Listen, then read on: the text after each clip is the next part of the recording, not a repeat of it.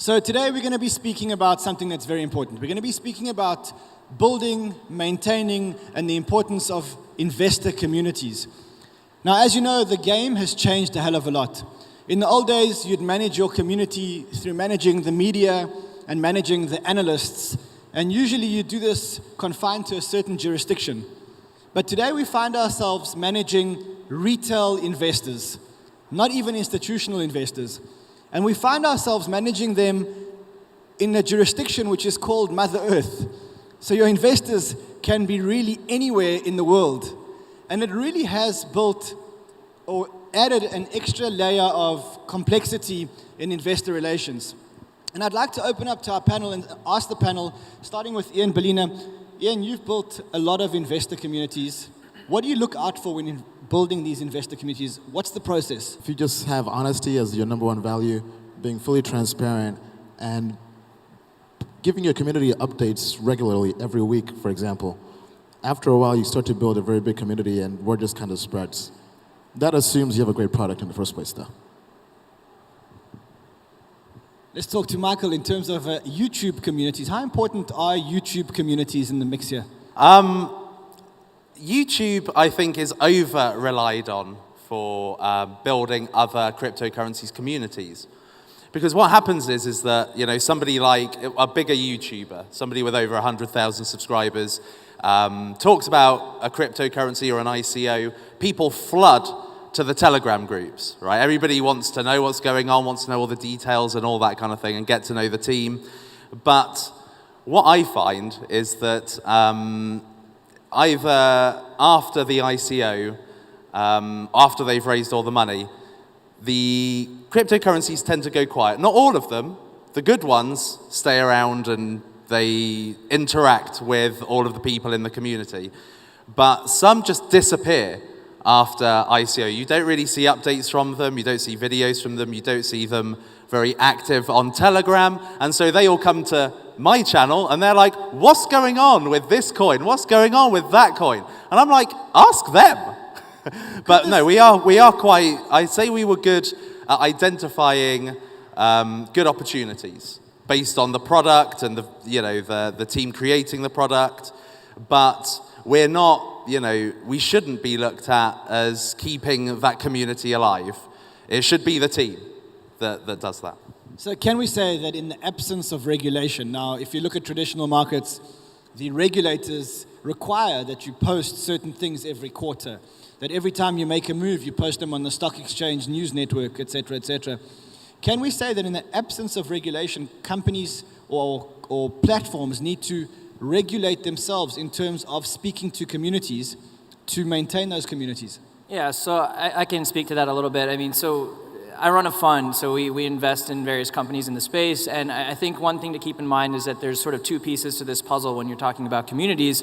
One is the growth of the community, and then there's the engagement of the community.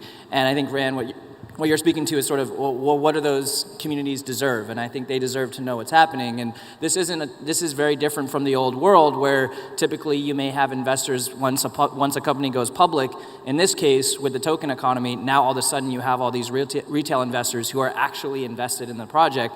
And so I think they deserve some knowledge around what's actually happening with that project. So yeah, there's no regulation right now. I think it's sort of up to the companies and the entrepreneurs and the people in the ecosystem like us and everyone out there in the audience to realize that there's an element of responsibility that we should all sort of try to uphold so that these people who are putting their time and their effort and actually investing in the tokens kind of understand what's happening with the project. So we have a very long view on the space. I think there's a lot of sort of hype that you hear about these communities and the Telegram groups, but at the end of the day, it's about creating an actual engaged community and then facilitating what the product is trying to do within the ecosystem and around the world. Oleg, I'm going to look at you moving to this side of the room. You're a fund, you invest in certain projects. Let's talk about some of your investments where you believe that the investment let you down as a community member. Let's talk about actual examples of where you feel you got involved in a project which you thought was good, but they didn't manage their investor community very well. Yeah, that's a very good question, to be honest. I would probably say about give a couple of examples which were were lucky or unlucky to onboard, but these are very known projects. There's like a project called Ethereum and then Gems, for example. These are probably the best examples where the community, or rather bad management of community let the projects down. Because with Ethereum, for those who wouldn't follow this, was at a certain point the largest community in Telegram.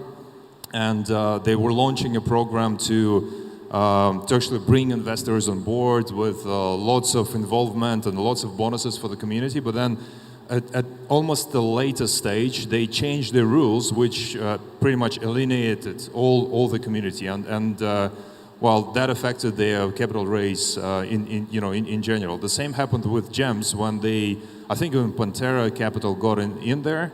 And then what happened is at the final round of the capital raise, the guys wanted to launch the Dutch auction sort of approach for raising capital. And historically, I can't remember any single ICO which was successful with this approach, because it was basically, everybody in the community basically claimed it was more of a like outright greed from the project founders, trying to raise as much capital as possible rather than just reasonable things for the project to raise just enough capital to implement whatever they plan. So these are probably the two things that come to my mind, that definitely are good show examples. Raghav, do you have any examples of companies that have done this really, really well? You can grab the microphone.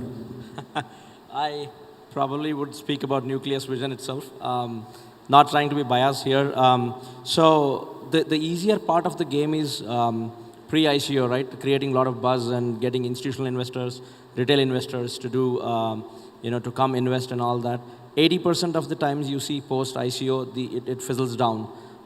So one of the best practices that I kind of saw, especially in Nucleus Vision, was, there are a couple of others, but one thing that I saw was the community became more vibrant post-ICO, and the transparency in terms of all the updates, doesn't matter whether it is a small or a large partnership, what kind of strategic initiatives are happening. I mean, keeping the retail investors posted across social handles, across the Telegram community, really, builds up that trust, and the investors are retained because they know that they have invested they are betting on the right horse. Now, I know it's going to be very difficult to talk about, because we're talking about the whole world, to talk about one formula for communicating with the community. We have so many platforms today. We have YouTube, we have Telegram, we have WhatsApp, we have Reddit, we have GitHub, we have so many different mediums. How do you suggest that investors best stay in touch with their communities? Ian? How investors stay in touch with their communities? ICS, projects? I think projects should ideally use video. I think video is the best medium to build a community. It's face-to-face, it's more authentic. You feel like you're really getting to know the people, their personalities, the people you're investing in and supporting and backing. That's how I personally built a big community, was via video. And I feel like ICOs can definitely leverage that to build a very big community and very engaged community. Because it feels like it's more authentic when you're speaking to somebody via video as opposed to via text. Now, when you say that they should speak to their communities via video, are you talking about them speaking themselves or leveraging certain influencers on YouTube? Michael, what do you think? I think it's a good idea to have a face for the brand. Whether that face is a YouTuber, I don't think that that's the best answer, simply because it's like a YouTuber is supposed to be unbiased. So I think that, kind of following on from Ian's point, is that I am an investor like any other retail investor, right? So what works on me, I think will work on most people. When I come to an event like this and I meet Babu from Zebi and Abby from Nucleus Vision, you kind of build a connection. You get to know them, you like them, and therefore you stay loyal. And I think that loyalty is what's missing in cryptocurrency.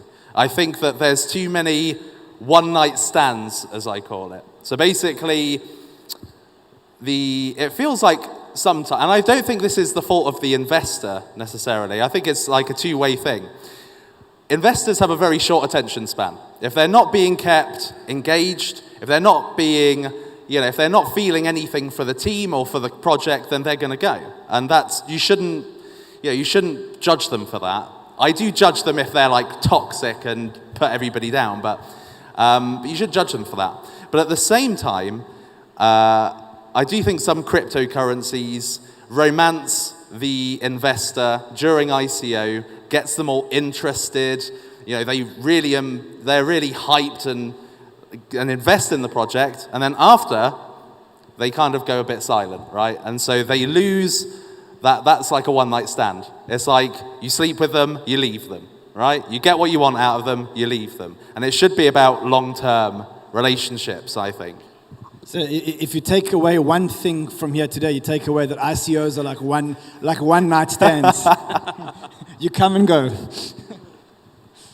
Yeah, I'll add a quick comment to this too, is that, in terms of best practices and how to do this, I think it's sort of up to the entrepreneur to figure out, well, what am I most comfortable doing? I come from an email marketing background and did some work there, and so that makes sense to me. People still use email. I know I'm on a couple projects now where I'm getting information through that channel, and it works great.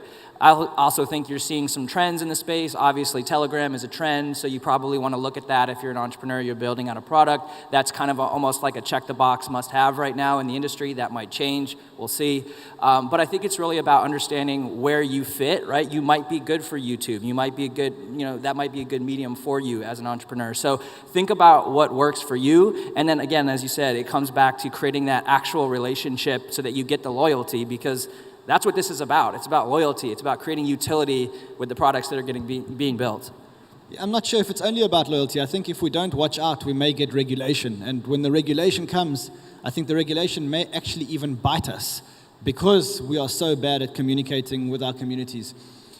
In terms of self-regulation, do you think that we should self-regulate, and as part of a white paper or ICO commitment to the community, do you think that projects should stipulate how often they're going to be communicating with us, what they're going to be communicating, specifically around communicating how much Bitcoin and ETH they're still holding from the ICO, how far they are in the roadmap, when we can expect further updates? Do you think that that should be a criteria for investors before they invest in an ICO?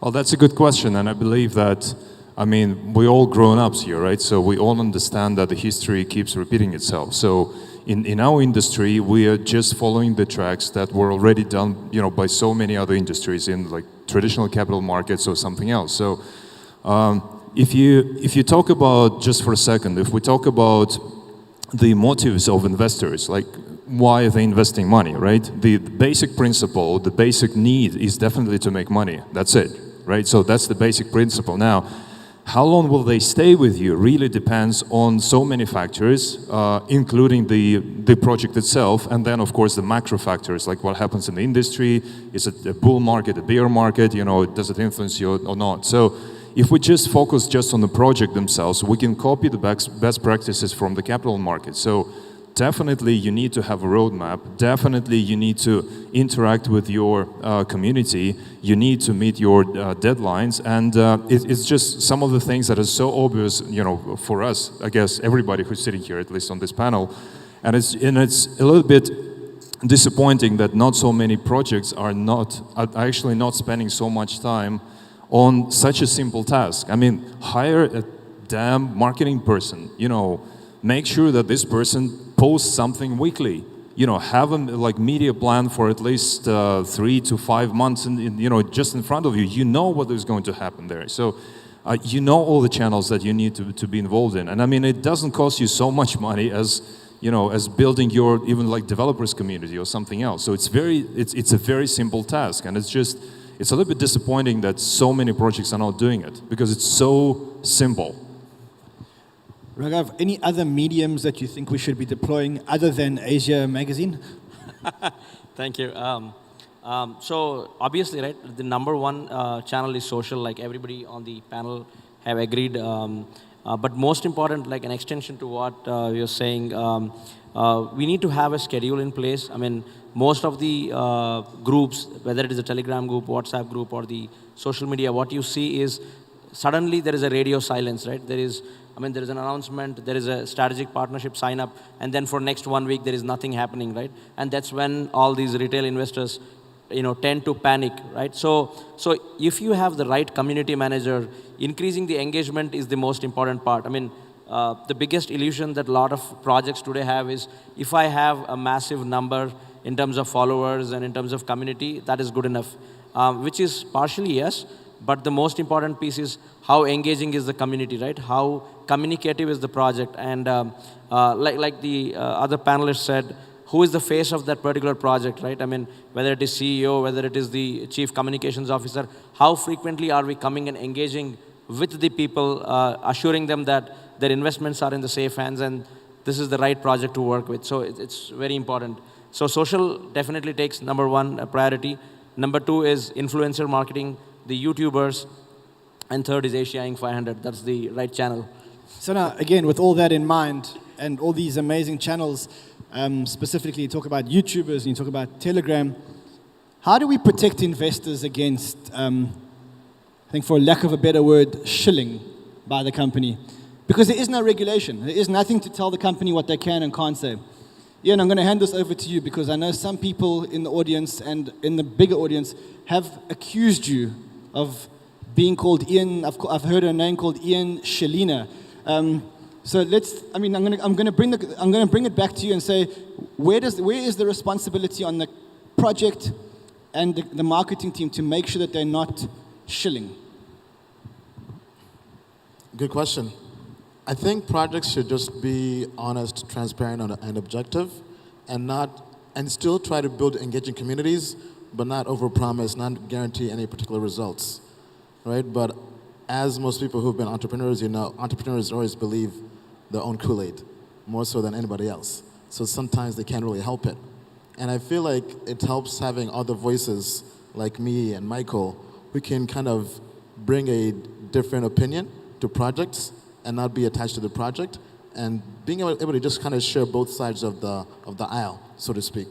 Right now, people say I tend to show projects because whenever I find a project I like, I put my money where my mouth is, and they think that's wrong, which I don't think is really something that's wrong in crypto. Because if you believe in a project, why won't you put money in it, right? Because I feel like I'm willing to have skin in the game. So if I say something is good and I put money in it and I lose, I feel the pain. It hurts my wallet too, right? So because I'm vested, right? So that's kind of my take on that. So I'm glad we got into it, and I know we're going slightly off topic, but I think this is a good topic, and specifically because certainly the three of us are public figures. Now, I have a big CNBC logo that sits above me every time I talk, and I have a production team which tells me immediately if I'm shilling because I immediately cut it out. But the two of you have huge public audiences, and you're both very influential in your own rights.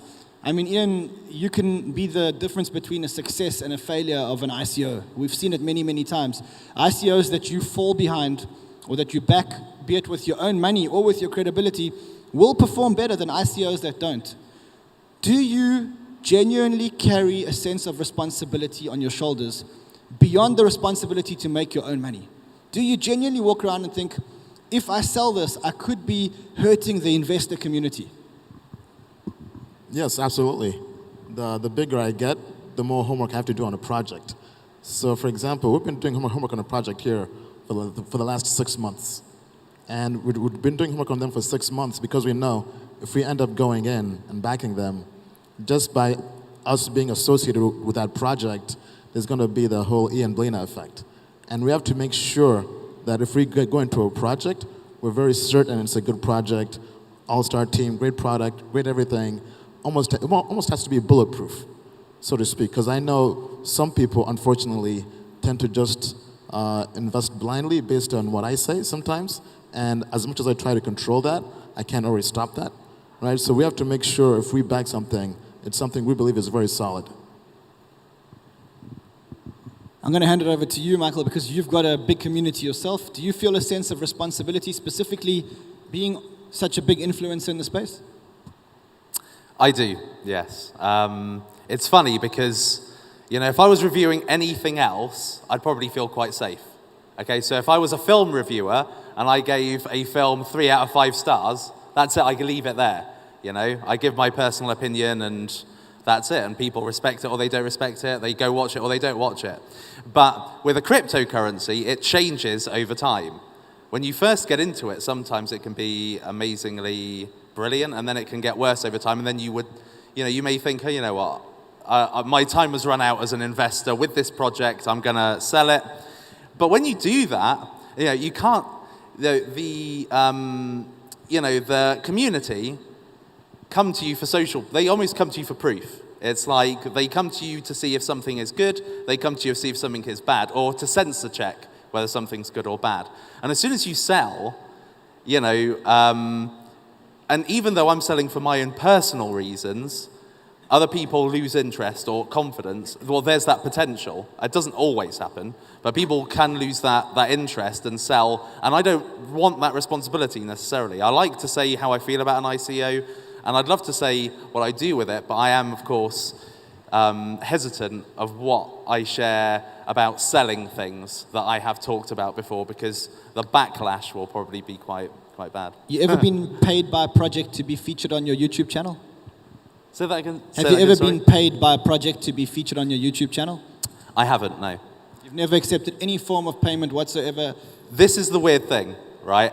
This is like one of the stigmas that I get on my channel, is that I get paid to review cryptocurrencies, right? And it's the biggest myth and the biggest falsity there is. And I'll tell you why, right? Because I think I pride myself on the fact that, or I think that people like watching me, because when I talk about a cryptocurrency, you can see the genuine enthusiasm, right? You can see I genuinely, I am putting my name on it, I'm throwing my hat on it and saying, I'm kind of endorsing this, right? Now, if I endorse something I didn't personally believe in, that will come back to bite me on the backside. So I don't take it. I see a lot of people I'm not going to name names, obviously, but I see a lot of people doing it, and I just think, and people say they do it. It's not doing it and not saying it. People declare that it's a sponsored review. And as soon as they say it's a sponsored review, I think, right, that's it, I'm switching off. So I just think it's a bad thing to do generally. So we do have 2 or 3 minutes left for audience questions, but before we get into audience questions, can I make a suggestion? And I'd like to get your vote of confidence, and specifically I'm looking at the two of you. I am going to be publishing a website next week, which is called Crypto Man Run. And on my website, I'm going to disclose a code of ethics that I subscribe to, including not accepting payments for tweets, not accepting payments for exposures. I'm also going to be disclosing 100% fully my advisory positions and my holdings, so that anyone that watches me on any of the mediums or follows me on Twitter can go to the website and know live and in real time what my holdings are, not the number of holdings, but what tokens I'm holding, and what projects I'm advising. As big public figures, are you guys willing to do the same thing? I've been doing that for the last 1 year. That's how I built my brand. So if you go on my site, it has a list of every ICO I advise. Then I was also known for sharing every single trade I've ever made in crypto, every ICO investment, what price I got it at, sharing my blockfolio every single day for the last 1 year, every single price, whether it was a bull market or bear market. That's how I built my brand, was just being very transparent, very authentic, very honest. So yes, I'm willing to keep on doing that. It is actually something that I have been wanting to do, but I don't want it to look like I'm copying Ian. I'm copying Ian. But yeah, it is something that I'm looking to do, is to be fully transparent. People can see what I'm in, what I'm not in. There's probably no need to say whether I'm paid or not paid for it, because I'm not. But just to actually say, what is the situation. I do get involved in these cryptocurrencies. I do personally invest in them. I mostly say that, but I do have a stake in them. But the thing is that in cryptocurrency, everybody shills. You go on Twitter, anywhere, the people who accuse you of shilling, if you look on their Twitter or on any of the social media platforms they use, they're shilling all sorts of things. So. Great. So before the moderator throws something at me, and I can see her looking at me with a red shirt, I'm going to hand it over to a few audience questions. And just to make it simpler, if you could direct your question at one of the panel members just to make it simpler.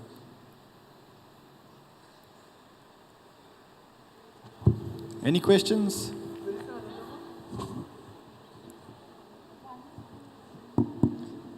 We have one gentleman here with a question. Maybe we can take one question. One question at 1 o'clock. Yeah, we have somebody here.